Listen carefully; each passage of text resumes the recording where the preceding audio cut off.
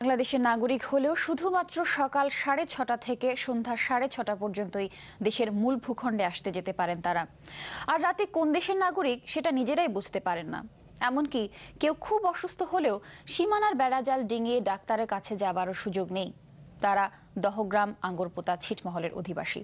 তাদের নিয়ে সাব্বির হোসেন মার্শালের তোলা ছবিতে মঞ্জুরুল করিমের ধারাবাহিক প্রতিবেদনের শেষ পর্ব। আজ সাথে ছিলেন লালমনিরহাট প্রতিনিধি মইনুল হক।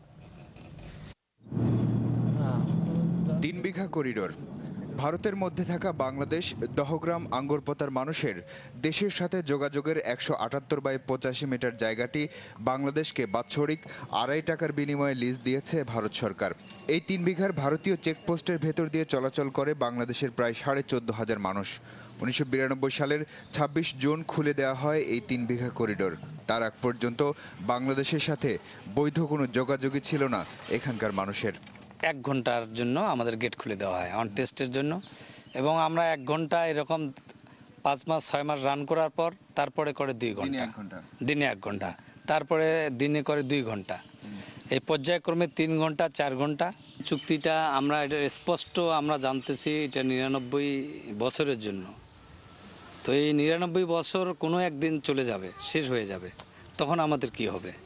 তারপর গত 17 বছরে একটু একটু করে বেড়েছে দহগ্রাম আঙ্গরপোতার মানুষের দেশের সাথে যোগাযোগের সুবিধা। বেরুবাড়ির বিনিময়ে লিজ পাওয়া 3 বিঘা করিডোর দিয়ে 1 ঘন্টা 2 ঘন্টা করতে করতে এখন সারাদিন অর্থাৎ 12 ঘন্টা বাংলাদেশে যাতায়াত করতে পারে দহগ্রাম আঙ্গরপোতার মানুষ। সকাল 6:30টায় খুলে যায় যে দরজা, ঠিক সন্ধ্যা 6:30টায় আবার বন্ধ হয়ে যায়। তারপর রাত নামলেই আবারও 1992 সালের আগের অবস্থায় ফিরে যান তারা। দেখা গেল ওদিক থেকে পাটগ্রাম থেকে বাজার থেকে লোক আসতে 6:30 বেজে গেছে, ওরা আবার ফিরে পাটগ্রাম যাইতে হবে।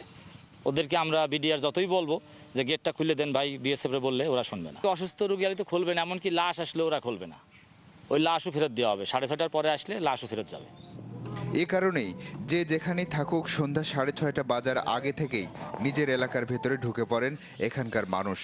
শুধু দহগ্রাম আঙ্গরপোতা ছিটমহল নয়, এক হিসেবে দেখা গেছে বাংলাদেশের আরও অন্তত 50টি ছিটমহল আছে ভারতের মধ্যে, যেগুলোতে প্রায় 2.5 লাখ বাংলাদেশি মানুষ বসবাস করে, যাদের দেশের সাথে কোনো যোগাযোগই নেই।